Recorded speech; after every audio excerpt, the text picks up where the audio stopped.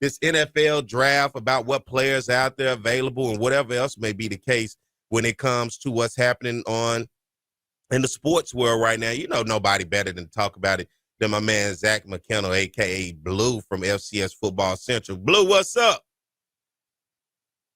What's up, man? Appreciate you having me on the show again, man. Man, appreciate you for coming on. And, of course, you guys, Zach and I, we do our show on Monday mornings. We do SEC baseball recap. So we talk SEC baseball. I know for a lot of y'all out there, y'all listen, we want to hear about Southern and HBCU.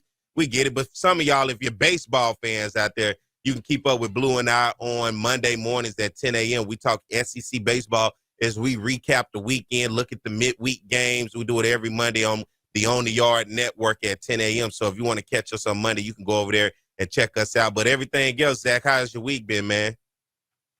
Man, busy. You know how it is during draft time, man. It's going to be a big day today. Should have a lot of FCS guys come off the board today, some HBCU guys. So it's going to be a busy day today. Let's talk about that because, you know, we see the big schools.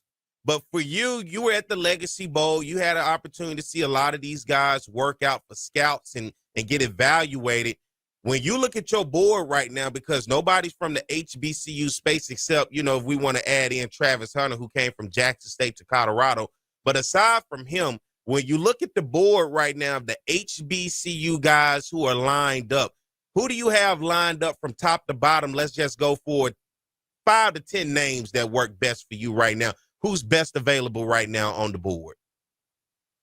I mean, I think it's got to start with Carson Vincent, right? I mean, anytime you got a guy who was invited to the Senior Bowl, invited to the NFL Combine, and also, too, you know, this is very rare for an HBCU player to check all the boxes as a full-time tackle. Came in at 6'7", 314, had an amazing Senior Bowl run. You know, beat a guy who was a first-round pick in a huge one-on-one rep at the end of practice. Had a solid combine performance. I think Carson Vincent should be the first HBCU name that comes off the board. I personally didn't have him ranked as my number one prospect, but when you factor in just projecting who's going to get drafted, it's always, Perry, you know this, who has the highest ceiling, who has the intangibles, who has the measurables. And to me, that's Carson Vincent. And then I think one of the other guys, Robert McDaniel from Jackson State at safety, another guy who has the measurables, who is probably arguably, even outside of the HBCU prospects, man, just in terms of one of the most versatile defensive players in this draft, where he's played nickel, he's played both safety spots, he's played slot corner, he's played boundary corner, he's played in the box linebacker role, kind of like you see Marquise Bell play for the Dallas Cowboys. So I think McDaniel's going to be a guy that you see possibly come off the board later today. Another guy, Elijah Williams, I think he's probably more of a UDFA guy, which is a disgrace, man, because, I mean, when you look at the production, the dominance, the performance at the HBCU Combine, Elijah Williams should hear his name called, but for some reason he hasn't been getting the buzz that the top two guys have. And then outside of that, man, Aaron Smith, South Carolina State at linebacker. You know, I think what really hurt him, though, Perry, is just an injury throughout this pre-draft process. He had to miss the Shrine Bowl. He didn't have a chance to go perform at the Combine, HBCU or NFL Draft Combine. But when you look at the production that he had at linebacker, it jumps out, right? And then I think his pro day was pretty good. Had a 4.6 40, 35-inch vertical jump, a 10.3 on the broad, a 25 reps on the bench. Man, it was really impressive. And then the last one, Irv Mulligan. I mean, Perry, me and you talked a lot of SWAC football. There should be no surprise here. Mulligan has been just arguably one of the best running backs at the FCS level and really capped it off with a dominant year this year and should be one of the top prospects, maybe even a late day 3 selection, but if not, one of the top UDFAs that we see come out of the FCS. Let me ask you this, because I'm a big fan of Irv Mulligan, even, you know, that season where he got hurt and you saw where he was headed. After they had played South Carolina State in that MEAC SWAC challenge, he had looked like he was going to be that dude. And then he came back last year out of his injury and pretty much stood the test of time. And he was that dude. But does it look like this year anybody's going to get their name called on draft, just being drafted in any of the rounds? Okay, so I would say Carson has a chance today. I think he's probably the best lot out of the HBCU prospects. I would say somewhere between the 5th to 7th round, Perry. Mm-hmm. So mid, sometime, around lunchtime, maybe toward the end of the draft. And then I think the only other guy that realistically has a chance to hear their name called is Rob McDaniel. Yeah. I think probably 6th, 7th round, in my opinion. I had him projected. I think if we were talking mock drafts. I think I had him projected with the last pick for the Commanders in the 7th round. The Commanders have been the team that seems to have shown the most interest in him as a prospect. But outside of those two, Perry, I find it kind of hard-pressed to see any other HBCU prospects being drafted unless it's just a massive, unexpected pick out of nowhere somewhere in that 7th round. For my Southern fans out there, anybody from Southern on your board? No. I had to ask. Also, too, you also got to think Southern didn't lose a whole lot this year. Yeah. And you also got to think, too, they only had one player at the HBCU Legacy Bowl this year, and it was a long snapper. And what does it look like? Does it look like he's headed anywhere? I mean, maybe a UDFA, but I don't ever remember a long snapper really being drafted. Yeah. So he's probably a UDFA, not even a UDFA, probably a mini camp invite at that. But outside of that, I don't think Southern had any top prospects come out this year. And I just wanted to ask that because I know the fans out there, my Southern people, are going to say, well, you didn't ask about Southern. This is just to check the box, Blue. I already know that we just had to check the box for those that's out there. Looking overall, and let's have this conversation, right, is the obvious. Everybody's talking about it. Shedeur Sanders, who, of course, played at Jackson State and then went over to Colorado. What do you think is happening with him right now not being called after 3 rounds? I mean, okay, so everyone knows how I felt about it. So he was my QB2, and I've kind of spoken about how I thought there was a bigger gap than a lot of people did between him and Cam Ward. So I still expected him to go first round just because of positional need. But at the same time, like the first round wasn't just like shocking to me, but I thought it was a lock that he was going to go in like the first 5 picks of the 2nd round. Period. I mean, I would have lost every cent in my bank account if he would have made that bet for me. I thought someone was going to take him in the first 5 picks, whether that was the Browns, the Raiders, Steelers trading back up, something, right? But we're sitting here, Perry, going into day 3. 5 quarterbacks have been selected, including Tyler Shuck and Dylan Gabriel. And when I saw Tyler get just from Louisville, I know he was the comeback player of the year. When I heard the name, I didn't watch much Louisville football last year, I must admit, but I was just like, who the hell was that? When I heard the name come across, it was like, they picking everybody now aside from Shedeur. That's what I'm saying. Like, because I get Ward, right? But Ward should have been the consensus number 1 quarterback prospect in this draft. Yeah, he had the most passing touchdowns of any quarterback on the FBS level last year. Yeah, I mean, Ward was that guy. I wasn't surprised about Dart just because, right, Perry, you follow the buzz, right? There was a lot of buzz behind Jackson Dart's name.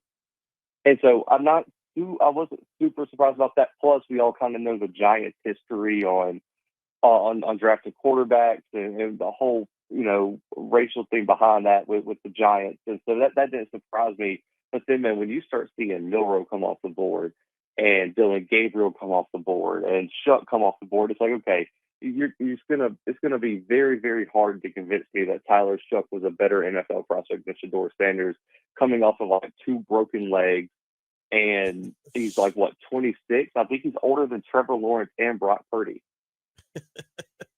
And so I get it. I understand what's happening in terms of like it feels like the NFL is trying to send a message, not to Shedeur, but to Prime, and there's been a whole lot of rumors about off the field stuff with Shedeur in terms of skipping interviews and telling teams not to draft him because they didn't want to go certain places. And at the end of the day, Perry, I'm not a huge NFL guy, but we know the shield is bigger than any one individual player, and it feels like they are trying to teach him a lesson, to say the least. Yeah, to me, it seems like that's what it's about. It's not about the talent, because I think Shedeur, and then I see a lot in terms of what they showing with Colorado, but you don't see much. They're not really showing much even from his Jackson State days. I mean, I don't know. I really don't know what to tell you, Barry, with Shedeur. Like, it's to the point where even having discussions about it is tough because because I could rationalize with you. Like, if me and you had a show on Friday morning, I could rationalize him not going in the first round. We could have a real discussion about it. But for to tell me that he's the sixth best quarterback in the draft class and he's about to go potentially round 4 or later, and it's to the point, Perry, I can't believe I'm actually saying this. I wouldn't be surprised if he went undrafted. Really? That's a whole nother conversation today. I mean, because we're getting to the point where, I mean, if I would have told you going into the draft period that we'd be sitting in the 4th round and you wouldn't be drafted, nobody would have believed me, right? I would have set social media ablaze with that prediction. At the end of the day, if you're going to teach him a lesson, right, if that's the point of this, why draft him at all? That's the reality of what we're dealing with here. And, you know, I also want to talk about Cam Ward because of his journey. Cam Ward started on the FCS level, and I'm going to tell you, when I first saw him, was it Incarnate Word? Mm-hmm. I saw him, and there was a group that I was in of some guys from Southern, and when I saw him, I said, man, look, I noticed him then, and I sent it to the group. I said, man, some type of way, we got to get this dude to Southern.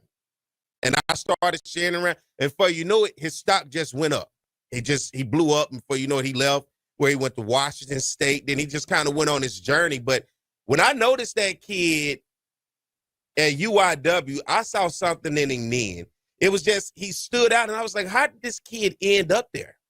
But then you just saw his talent, and considering his journey, man, he's blossomed to be surprisingly what he is today, a first-round pick coming out of University of Miami. Now, I did feel some type of way with Cam Ward when it came to the bowl game, where his team needed him, and he played the minutes he said he was going to play. But at the end, when it was, I just felt like, you know, as a competitor, you get out there and you win the game. I get it, the money on the line, I'm looking at the future, but it's something that's in me called pride, and I have a lot of it. I had to learn how to use it and how to fall back from it. But in a competitive nature that I have, I don't think my pride would have let me sit on that sideline and watch the team in that bowl game like Miami did go down the way that they did, knowing I could have got in there and did something about it. But nonetheless, Cam Ward has had an exceptional career considering starting from the FCS level. And I think with that, I don't hear enough of that story of how he's worked his way up to being the number 1 draft pick coming from FCS. Yeah, but his story is so interesting, right? And to hit the bowl game topic real quick. So, Perry, I don't know if you saw where Mario Cristobal came out and said it was actually his idea not to play Ward at all. And Ward asked to play the first half because Miami wanted to play the backup to see if they needed to go get a quarterback out of the transfer portal. So it was actually Miami's call on that. And I agree with you, though, because at first I was the same way. I was like, that's just a tough look. But Cristobal kind of bailed him out when he was like, we really didn't even want to play him at all. We really wanted to see what we had at the quarterback room. Ward was great, but we knew we had to replace him next year. So I kind of get it at that point, and it was just kind of like a meaningless bowl game. But it was not a great look. But in terms of his journey, man, like he came out of a high school in Texas that ran like the wing T's, so they weren't throwing the football. They were only throwing the ball like 8, 12 times a game. And so that's why he had no offers. And the only way he got the offer to Incarnate Word is he went to one of their high school camps and was just spinning it. And so he got the offer and comes in. I mean, Perry, he set the school record for touchdowns as a freshman, throwing, I think he threw 24 in 6 games and during the COVID season and the spring season. And then came back the next year and threw for like 4,700 yards and like 40-something touchdowns. Like he's the all-time leading passer for passing touchdowns and passing yards in Incarnate Word history. And he only played 2 years there. Then he goes to Washington State and sets all those records, and then goes to Miami, man, and he sets all the single season records for quarterback efficiency, passing yards, touchdowns. And for me, Cam Ward checked all the boxes, and I it's still crazy we're sitting here, man, where there were people who were actually debating whether Shedeur should go over Cam Ward, and Cam Ward just went number 1, and Shedeur Sanders still on the board in round 4. The fact that we even had that debate 2 weeks ago is crazy. To me, Barry, I really do think Cam Ward has the ability to develop into a top 3 quarterback in the NFL. Like, that's what I see with him. And that's why I was so high on him. And I really do think he's going to be a superstar at this league. And the funny part about it is you get a lot of these number 1 picks who are former 5-stars. They don't really have a chip on their shoulder. Cam Ward has all of these accolades, and he's still got a massive chip on his shoulder because he was that 0-star recruit with no high school offers. And now he's going to lead a franchise where they just unretired Warren Moon's number 1 to let him wear it.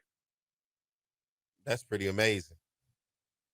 Let me ask you, because when I look at Shedeur up against Cam, and this is the reality of the world, because we talk about, and let me ask you this, especially when it comes to the HBCU players being drafted. Normally when we see a guy from this realm, we typically see it from the O-line, right? The big boys up front. That's typically where we see it from. What do we, first of all, before I even get there, any FCS players have been drafted yet, period?